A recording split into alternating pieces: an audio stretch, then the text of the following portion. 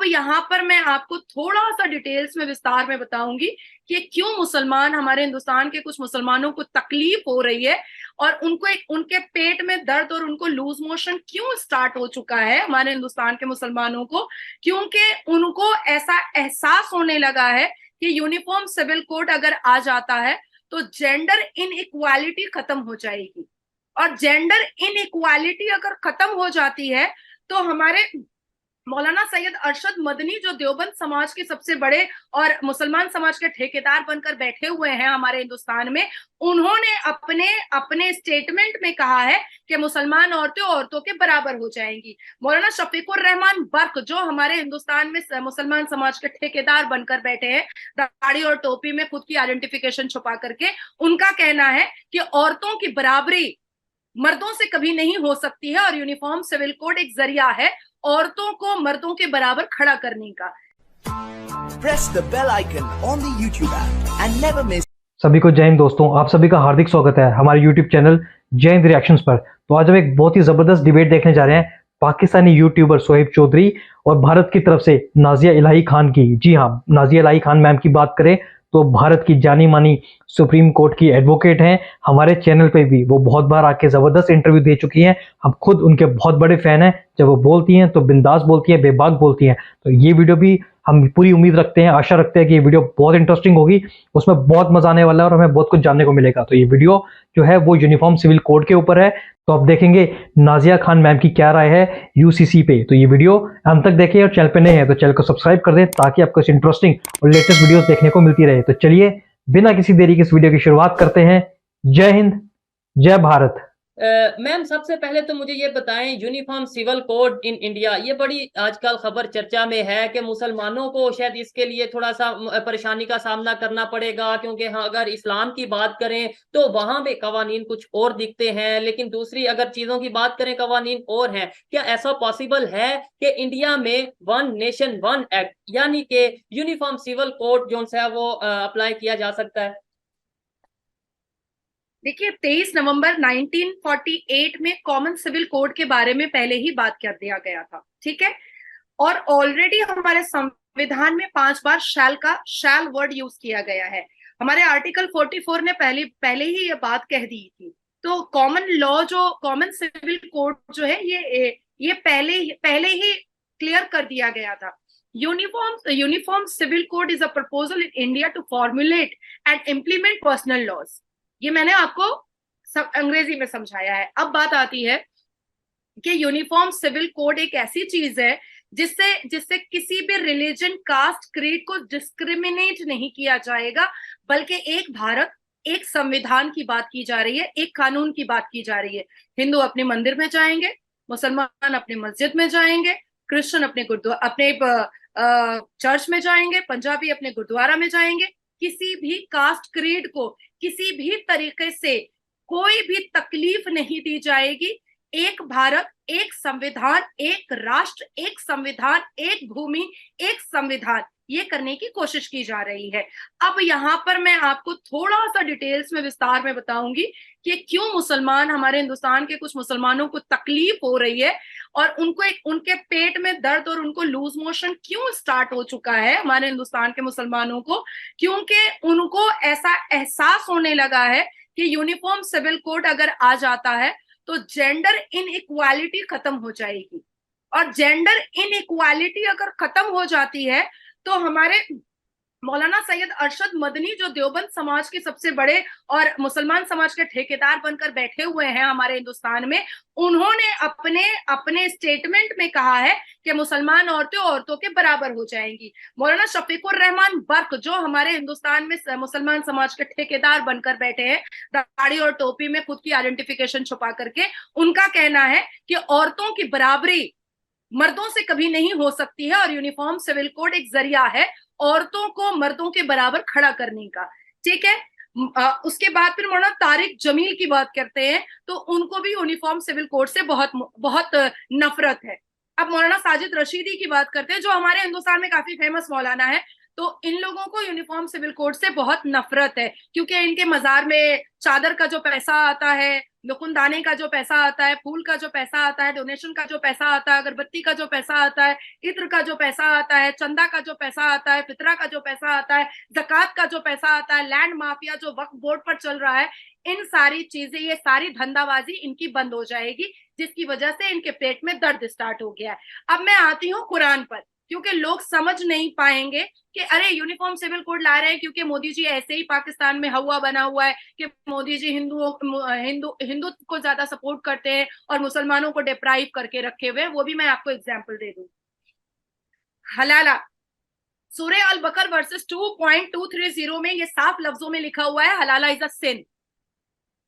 कुरान कहता है इकरा, पर हमारे मौलाना कहते हैं मत पढ़ो, लड़कियां मत पढ़ो, और लड़के ऐसे भी पढ़ने में कोई दिलचस्पी रखते नहीं है। मुसलमान लड़कों को फ्यूचर करियर, इंजीनियर, डॉक्टर बनना, साइंटिस्ट बनना, इन सब चीजों में, पायलट बनना, इन सब चीजों में कोई दिलचस्पी होती नहीं है।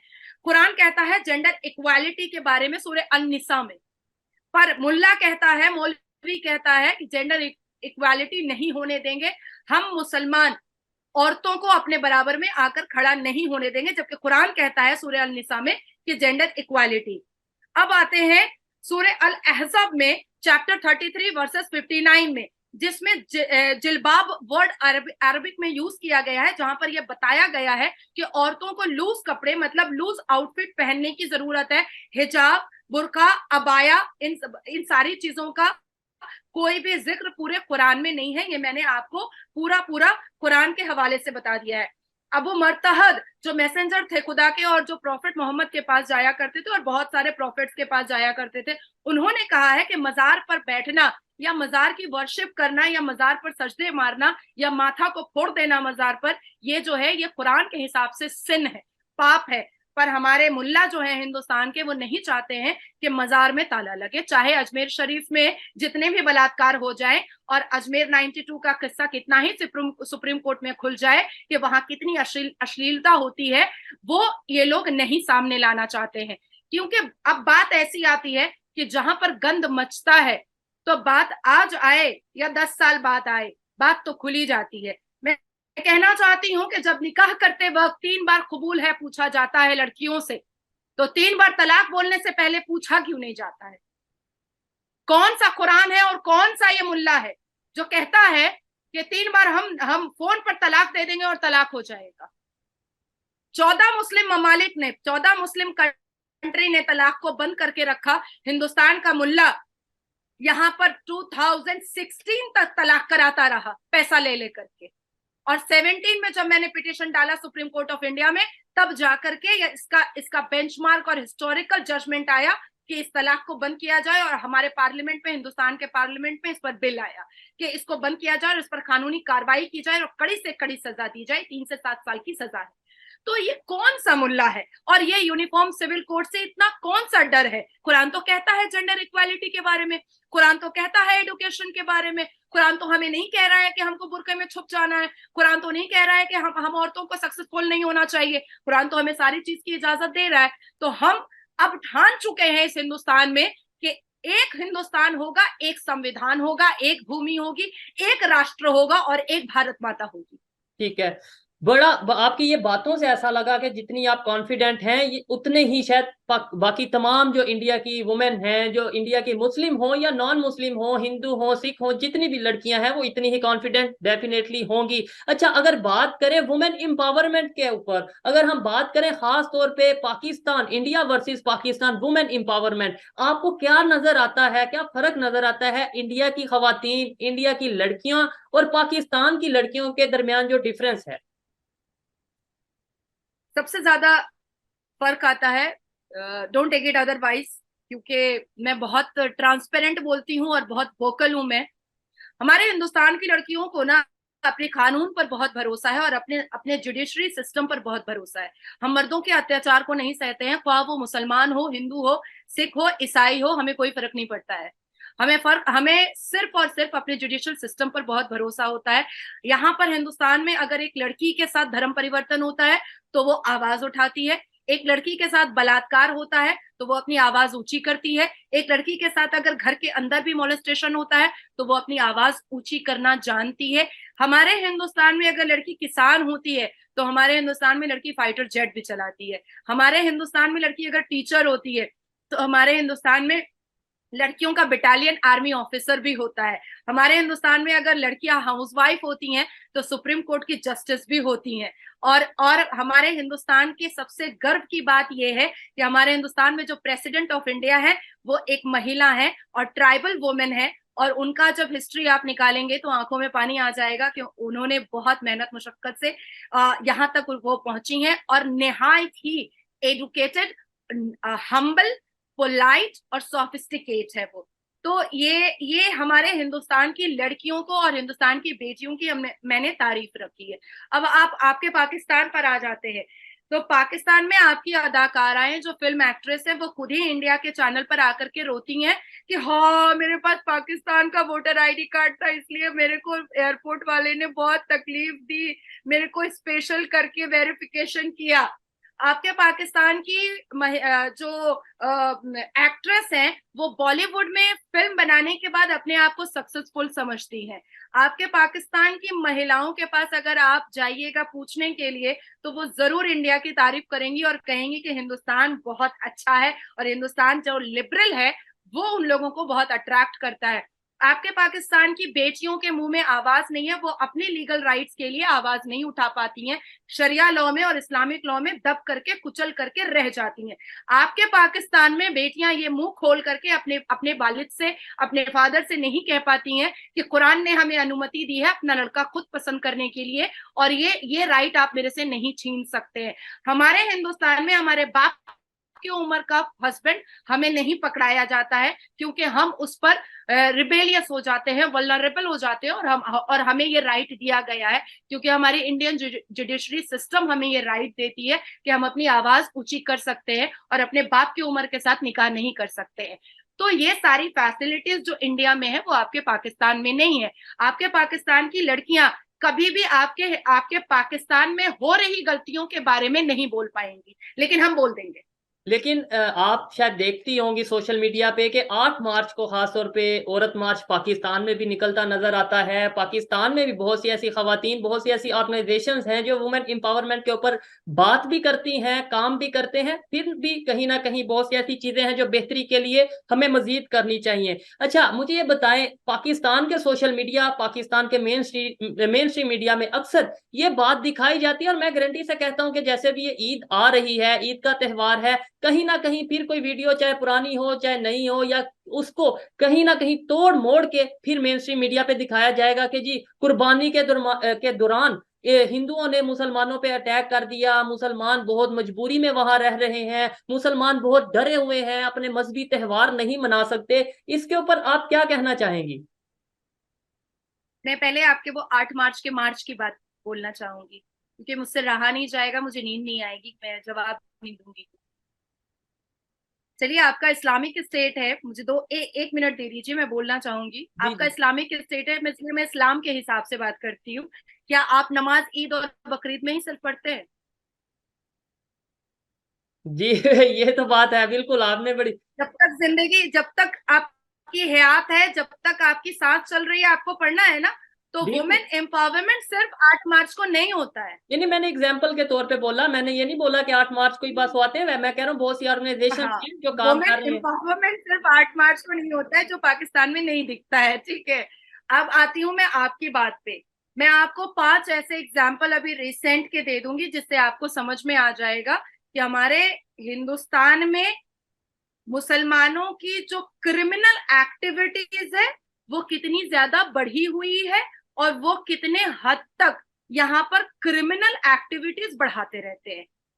मार्च में पश्चिम बंगाल में, वेस्ट बंगाल हिंदुस्तान का एक स्टेट है वेस्ट बंगाल, जहां पर राम उत्सव मनाया जा रहा था और वहां पर राम भक्तों के ऊपर मस्जिद से ईटा पत्थर फेंका गया, राम भक्तों को मारा पीटा गया, राम भक्तों को पैरों से कुचला गया, जिस पर एनआईए नेशनल इन्वेस्टिगेटिंग एजेंसी काम कर रही है और 14 से ऊपर मुसलमान एक्यूज अरेस्ट हो चुके हैं। अब मैं दूसरी बात आपको बता देती हूँ। 15 दिन पहले हमारे मध्य यूपी उत्तर प्रदेश में मेरे ख्याल से 40 से 42 लोग जो हैं वो मंदिर में घुस करके फ्राइडे के दिन नमाज पढ़ने के लिए चले गए थे, जो अभी अरेस्ट हुए हैं, मंदिर के अंदर नमाज पढ़ने चले थे।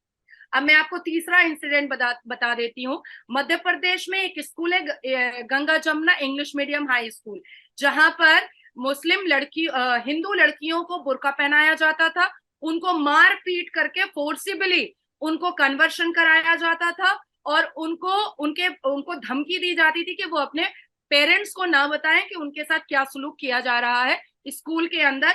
उसमें स्कूल एडमिनिस्ट्रेशन के 7 लोग अरेस्टेड है। अब मैं आपको चौथी बात बता देती हूँ। दिल्ली और यूपी के बॉर्डर में एक लड़का था शहनवाज, वो गेमिंग ऐप के जरिया यहाँ पर छोटे छोटे बच्चों को कन्वर्शन करवाता था, कहता था ला इलाहा पढ़ो तो तुम ये गेम जीत जाओगे। उसने गेमिंग ऐप को इसी तरीके से सेट करके रखा था, जो अभी अरेस्ट है। अब मैं आपको 5वां फुल एंड फाइनल बताती हूँ। है बहुत सारे इंसिडेंट्स, लेकिन जो अभी एकदम रिसेंटली 15-20 दिन 25 दिन में हुआ है वो मैं बताती हूँ आपको कि यहाँ पर पश्चिम बंगाल में, वेस्ट बंगाल में 2 भाई हैं मुसलमान, नासिर खान, कादिर खान, जिन्होंने भरे बाजार में एक फॉरेनर लड़की का बलात्कार किया, बार से पब से नाच गा करके, दारू पी करके और मूविंग कार में उसको घर ड्रॉप करने के बारे में कह करके वो दोनों मुसलमान भाइयों ने बलात्कार किया। और उसके बाद यहाँ की चीफ मिनिस्टर ने कहा कि सजा हुआ घटना है, तब जाकर के कानून सामने आया और उन लोगों को कन्विक्शन दिया गया 10 साल का। और जब 10 साल वो पूरा सजा खट के आया तो वो 5 स्टार होटल में धूम धड़क्के से नाच गाना और दारू के साथ उसने अपना शादी भी किया। सो यू थिंक के Muslim are deprived in India? तो एक क्वेश्चन है, डेफिनेटली देखें, मैं आपसे पहले भी बहुत सी ऐसे मुस्लिम लोग हैं जो इंडिया से बिलोंग करते हैं, मेरी उनसे बात होती रहती है। इवन जर्नलिस्ट हैं, कश्मीर से ऐसे जर्नलिस्ट हैं, मेरी उनसे बात होती है, वो डेफिनेटली यही बताते हैं कि हम ओपनली रहते हैं। अगर कहीं पे कोई इशू होता है तो वो आपस में, मतलब वो हिंदू मुस्लिम की वजह से नहीं होता, वो आपस में कोई इशू होता है जिसे रंग मजहब का दिया जाता है। और ये चीज मैं आप समझने में भी मतलब आती है बहुत इजीली अगर आप थोड़ा सा माइंड लगाएं। लेकिन ये जो हमें मीडिया पे वीडियोस दिखाई जाती हैं, कभी ये दिखाया जाता है मस्जिद शहीद की जा रही है, कभी ये दिखाया जाता है कि लाउड स्पीकर पे पाबंदी लगाई जा रही है। खासतौर पे ईद के हवाले से मैं आपसे सवाल किया था कि जी वो कुर्बानी को लेकर इश्यूज आते हैं, इसके अलावा रोड पे नमाज पढ़ने को लेकर इश्यूज आते हैं, तो इनके ऊपर क्या कहना चाहेंगे आप? एवरी फ्राइडे हमारे पूरे इंडिया में रोड पर नमाज होती है, गलियों में नमाज होती है, मार्केट्स को बंद करके नमाज होती है। और कुछ लोग तो इतनी हद पार कर देते हैं कि मॉल के अंदर भी नमाज पढ़ लेते हैं, पर उनको भी पाबंदी नहीं लगाई जाती है। ठीक है, तो ऐसी कोई भी, ये सारी झूठी अफवाह है, ये सारी झूठी बातें हैं। हाँ, लाउड स्पीकर पर तब रिस्ट्रिक्शन लगाए जाते हैं जब यहाँ पर बोर्ड के एग्जाम होते हैं, बच्चों के, जैसे इंजीनियरिंग का एग्जाम होता है या आईएएस का एग्जाम होता है, आईपीएस के एग्जाम होते हैं, जुडिशरी के एग्जाम्स होते हैं।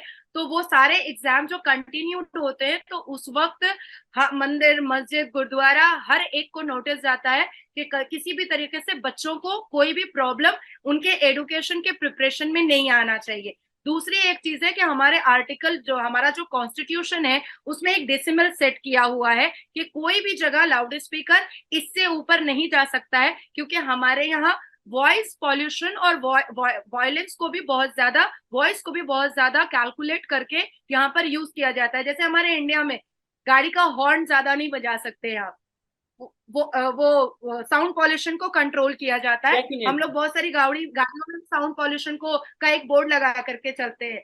तो ये सारी चीजों की वजह से इसको प्रोपेगेंडा बनाया जाता है। अब आपने बकरीद की बात कही है, तो मैं आपको वहां की बात बताती हूँ जिसको प्रोपेगेंडा बनाया जाता है।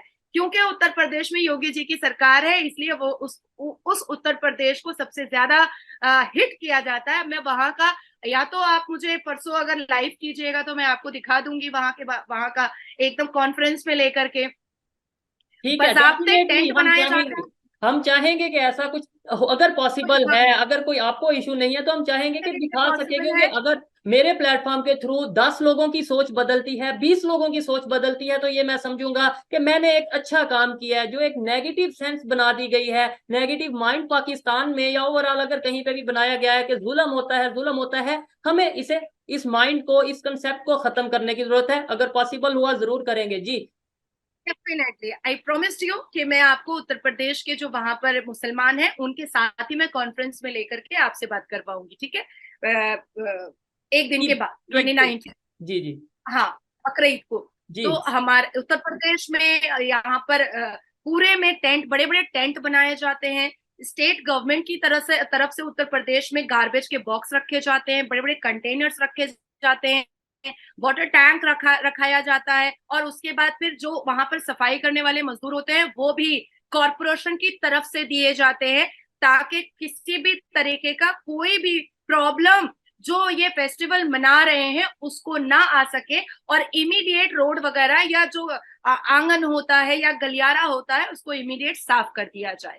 लेकिन वहां पर भी कुछ टेररिज्म माइंड के लोग आते हैं और उसके बाद फिर हिंदुओं के सेंटिमेंट को हर्ट करने के लिए कभी फेसबुक लाइव कर देते हैं ज़बा के वक्त में, तो कभी खून का जो होता है ज़बा के वक्त में उसको लाइव करके दिखाते हैं। तो ये सारी जो चीजें होती हैं, तब वैसे सिचुएशन पर भी योगी जी की सरकार जो है खामोशी से उन बच्चों को अरेस्ट किया जाता है और उन पर कानूनी कार्रवाई जो हमारे आईपीसी और सीआरपीसी में है उस हिसाब से रिलीजियस सेंटिमेंट को हर्ट करने का जो सेक्शंस है उस हिसाब से उन पर कार्रवाई होती है।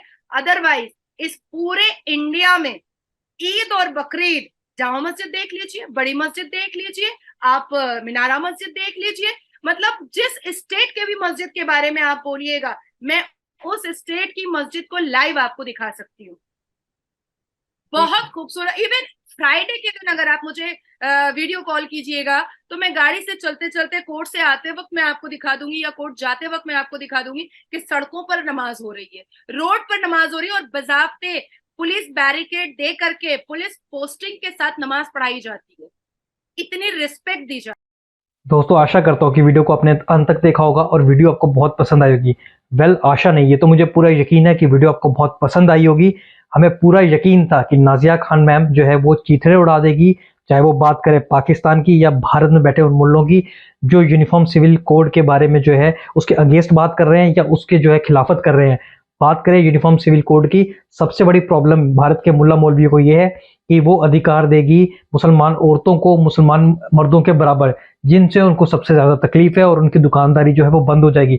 आपने देखा कि नाजिया इलाही खान मैम ने कितने जबरदस्त तरीके से ये बात कही। और अगर उन्होंने बात की अजमेर 92 केस की, अजमेर 92 केस जो है वो भारत का एक सबसे बड़ा सेक्स स्कैंडल था, उसके बारे में नाजिया इलाही खान मैम हमारे चैनल पे भी इंटरव्यू दे चुकी है। आप वो वीडियो भी जाके जरूर देखें, आपको बहुत कुछ डिटेल में जानने को मिलेगा। उन्होंने बड़ी बेहतरीन बात की कि इस कानून आने से सबके लिए जो भारत माता वो एक होगी, सबके लिए एक राष्ट्र है, तो कानून भी ऐसा होना चाहिए जो सबको इक्वल राइट्स दे। हम भी इसके साथ पूरी तरह सहमत हैं। उन्होंने बात की भारतीय लड़कियों के बारे में। वेल भारत और मुसलमान की लड़कियों को सबसे बड़ा जो डिफरेंस है वो यही है कि भारत की लड़कियों को एक सबसे बड़ा एडवांटेज ये है कि यहाँ पे उनकी सुनवाई होती है। हाँ, हम जानते हैं कि कमी हमारे कानून में जुडिशरी में हो सकती हैं, पर भारत का कानून इतना स्ट्रांग है कि वो भारत की जो लड़कियां हैं उनको बोलने का हक देता है। यहाँ पे जो लड़कियां उनके पास बहुत ज्यादा हक है। जहाँ बात करें पाकिस्तान की तो लड़कियां जो है ना वो बोल पाती हैं, कितने सारे जो केस है पाकिस्तान में वो रजिस्टर ही नहीं हो पाते।